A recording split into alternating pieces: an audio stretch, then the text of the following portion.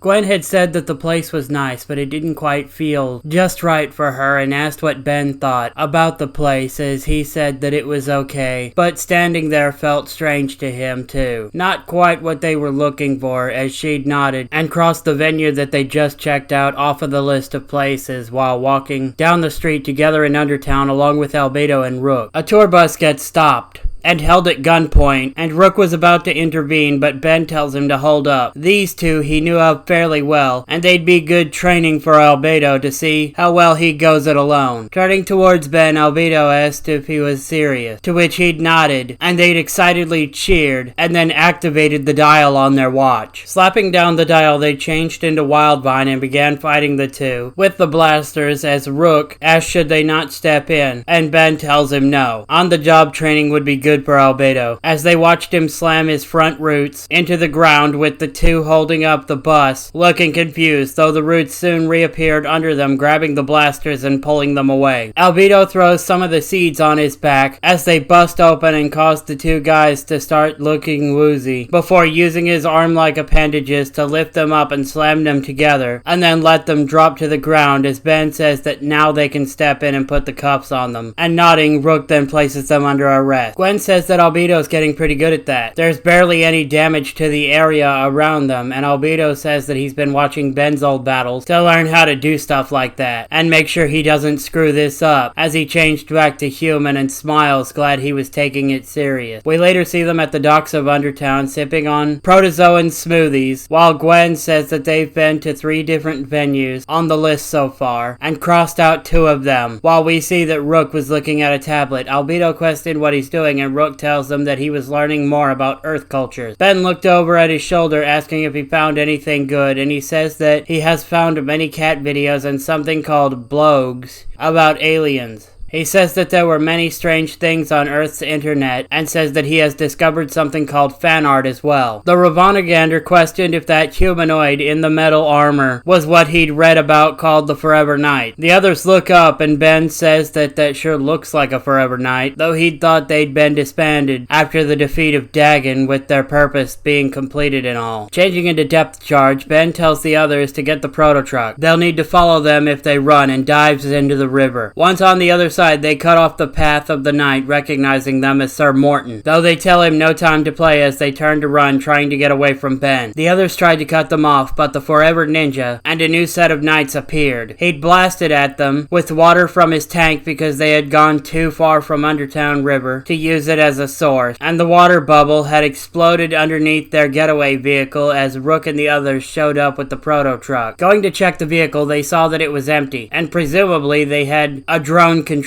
it while they escaped. We cut to Ben telling them that one of them had a device that appeared to be a scanner. What they were doing with it probably had to do with the aliens of Undertown, though he wasn't sure on that. While driving around, they see a bunch of pyroxivores stampeding, and Albedo was about to transform, but Ben tells him to hold off for now, as he and Rook handled things. Getting them back to where they were meant to be, Rook suggests that this may have been a trap, to which Ben agrees, and they both dodge out of the way of blaster fire, turning to find who is shooting at them. Albedo then transforms into Stinkfly, but Morton points the device at them, saying that if they got one of those watches, then it should work on them too, as the device blasted them, changing them back to human. They transform into Diamond Head and get blasted back to human. They were about to transform again, but Gwen stops him, telling Albedo to let Ben and Rook handle this. Morton laughs, asking how if Ben can't use the Omnitrick, and Ben then takes out his plumber's staff and gets ready for a fight, before then running over and using the staff to better get himself into the air as he kicked them in the side of the head, knocking them over, as Morton says that he'd forgotten about that while getting up to continue their fight. While Ben was fighting Morton, Rook was battling the Forever Ninja, and Gwen was using her magic to take down the twins, getting annoyed because they were starting to run out of time as an alarm went off on her phone, telling her that they had to get to the next venue to check it out soon. She'd called out that they needed to wrap it up, and Ben and Rook nod as they get serious, and the 3 of them knock the 4 knights back into a pile, and they get up and retreat with the group following. They then chase them down, finding an old hybrid weather tower that had been altered with a Forever Knight night scientist named Chadwick, who was also there, along with Will Harang. He'd called them fools for leading Tennyson and his group right to them and said that they'd have to accelerate their plans activating the device. Ben asked who let Harang out of prison, and he says that he'd gotten out on parole for good behavior after Ben viciously ruined his career, and Ben tells him he did that when he tried to kill a 16-year-old like a maniac. And Will says that now there will be no more aliens, and Chadwick tells the Knights to get them. Rook broke the device that Morton had, telling Albedo that he could now transform to fight, and he hit the duo tricks, changing into Wild Mutt, as Ben changed into Crash Hopper to speed things along. Taking down the Knights and Will for his involvement, they then had to shut down the device. Ben hits the Omnitrix and changed into a new form, Jury Rig. Ben starts shouting the word break repeatedly as he begins messing with the machine, laughing like a maniac while the others stood there confused as to what exactly he was doing. The device began to start to go off, but then began shutting down as it started crumbling and falling apart, as he changed back to human and checked his watch, saying that they still had time to make it to the next venue if they hurried.